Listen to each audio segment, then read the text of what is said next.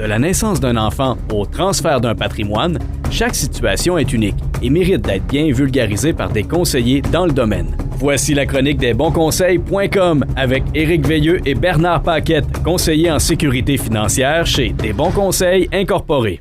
Bon, on est déjà dans les grosses discussions financières avec l'équipe des Bons Conseils qu'on est très, très content de retrouver ce matin. On a Bernard et Éric. Salut, les gars, comment ça va? Ça va bien, vous autres? Ça va très bien, oui. Ouais. Mais oui, content de vous avoir en ce début d'année, 9 janvier, première chronique de 2023. Et vous m'avez dit en rentrant dans le studio aujourd'hui, Rose, c'est une chronique de bonnes nouvelles. On est porteur de bonnes nouvelles. Exactement. Ouais. Je pense, premièrement, on veut souhaiter bonne année 2023 à tous les auditeurs, nos clients et tout le monde. Ben oui. Fait que je crois que le 2023, on a eu une grosse année en 2022. Puis je pense qu'il y a des belles choses qui s'installent pour 2023. OK, cool. L'optimisme. Ouais, ben. Oui, c'est ça. Ben, tu sais, on sait qu'une période moyenne de baisse à la bourse, c'est environ 16 mois.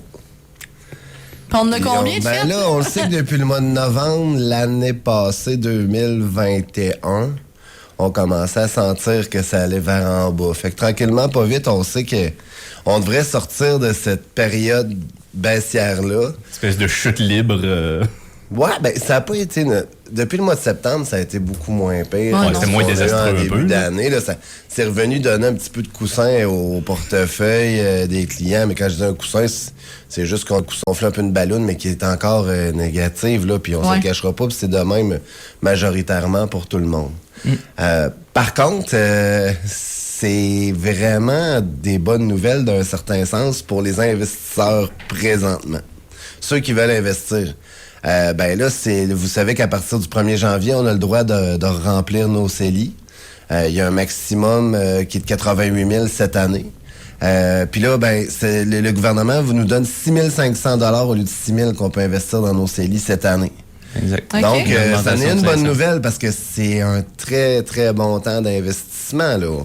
Moi, j'ai toujours dit, on rentre, la quincaillerie est en spécial présentement, là. C'est le temps d'investir, oui. là. Exact. C'est le OK. temps d'acheter. Parce que historiquement, si on regarde les graphiques, puis on ferait mettre le doigt à l'endroit où que les gens aimeraient investir, il n'y a personne qui monte le haut d'un pic quand que la bourse est à son Non. plus haut. Tout le monde aimerait être celui qui a rentré l'argent dans le bas d'un creux pour avoir un 7, 8, 9, 10 ans de hausse. Ouais. Tout le monde veut le faire. Mais émotionnellement, ça reste difficile. C'est pour ça qu'il faut être encadré, puis il faut avoir quelqu'un qui s'occupe de nous, puis qui nous aide, puis qui nous rappelle un peu ces faits-là. L'investissement, c'est un Exactement. petit peu contre-intuitif, hein? Parce que je me souviens que fin 2020, mettons 2021, dans l'été, là, tout le monde voulait investir. Là. Tout le monde, les gens, on va en mettre de l'argent, puis je suis prêt, puis du risque, c'est correct, puis go, on y va. Puis là, vois-tu, à cette heure que là, il y a des bargaines qui se présentent. Et non, hein, on ne sait pas comment ça va aller. Puis là, il y a Ouais. aussi une L'incertitude, récession. Exact.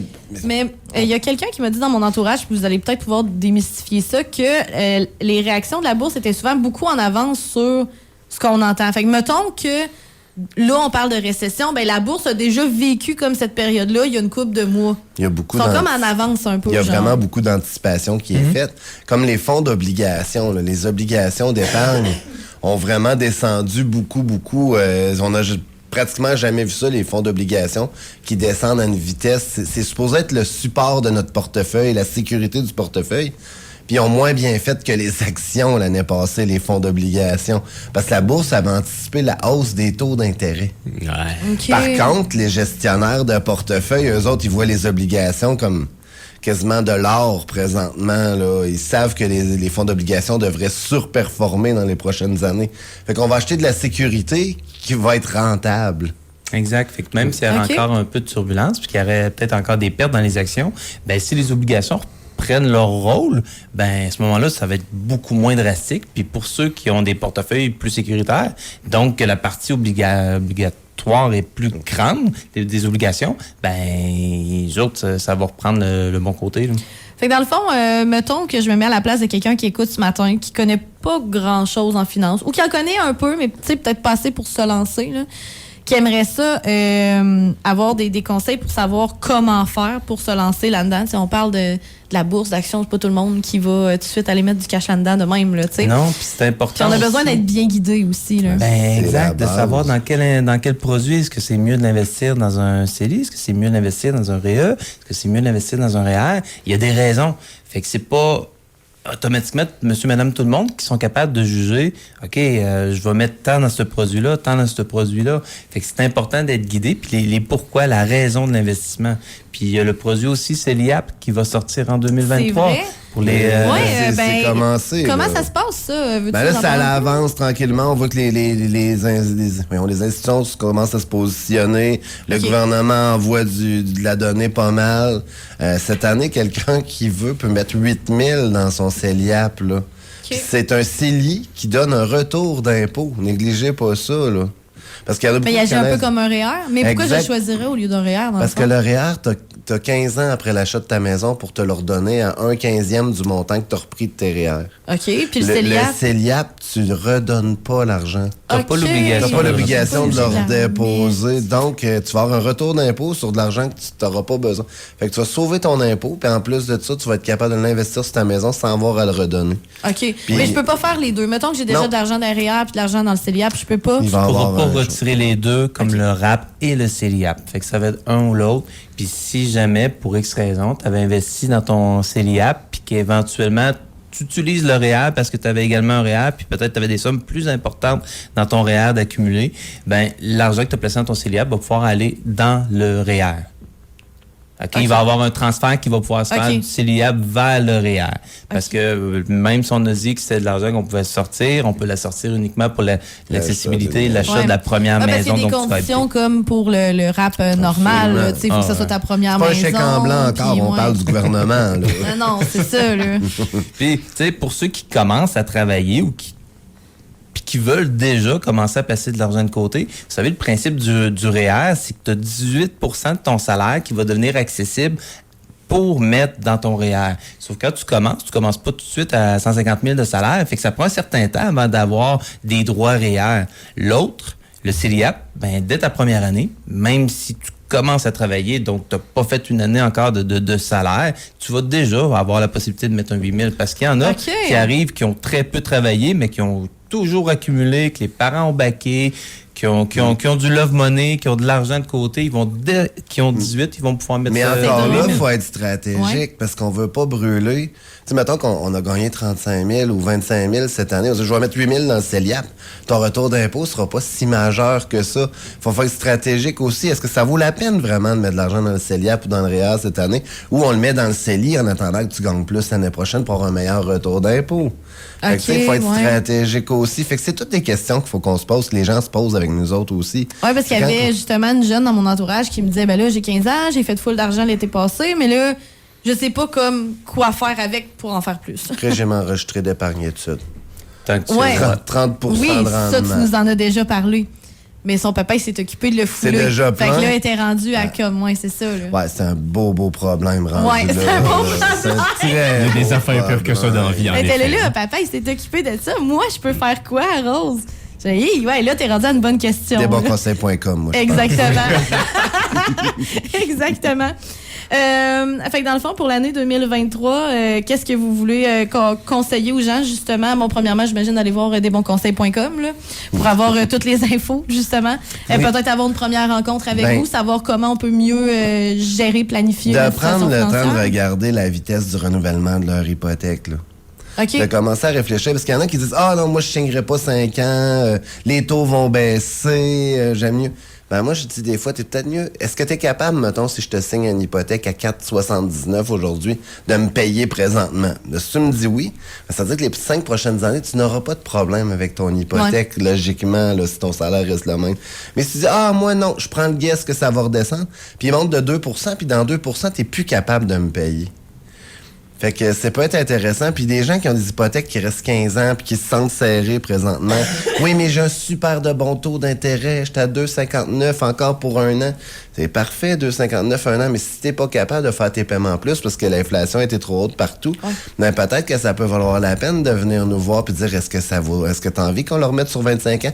Oui, on rallonge ton hypothèque, mais tu vas être capable de payer ta maison sans redonner les clés au gouvernement. Là. Exact. Fait que tu sais, des fois, on prend un pas de recul pour aller plus vite par en avant.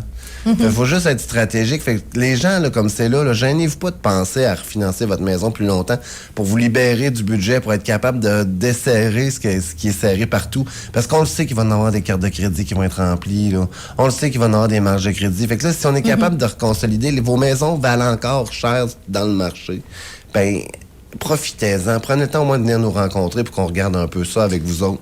Oui, parce qu'il y a tellement de choses à penser. T'sais, même si on connaît ça un peu, il y a tellement de petits détails puis de choses auxquelles on pense pas, mettons, qui peuvent venir nous faire sauver de l'argent ou mieux l'investir. Il y a l'argent rentable. Tu sais, genre, moi, je paye tellement vite, ça va bien. Mais là, si t'es plus capable de payer vite parce que tout arrive de partout et tes cartes sont pas bonnes, puis tu dis, OK, ben là, c'est vrai que j'avais un bon taux d'intérêt puis c'était vraiment moins cher, mais j'arrive plus à faire mes paiements parce que le reste autour me coûte trop cher. Les émotions vont prendre le dessus quand même sur les intérêts. J'aime mieux que le client se sente mieux puis qu'il se sente bien avec ses finances puis qu'on paye un peu plus d'intérêt, qu'on donne un peu plus d'intérêt à une banque, que de dire on prend la meilleure stratégie pour économiser le plus, mais en même temps, ça se peut que tu sois arrêté de travailler parce que tu vas faire de l'anxiété à côté puis tu tomberas plus.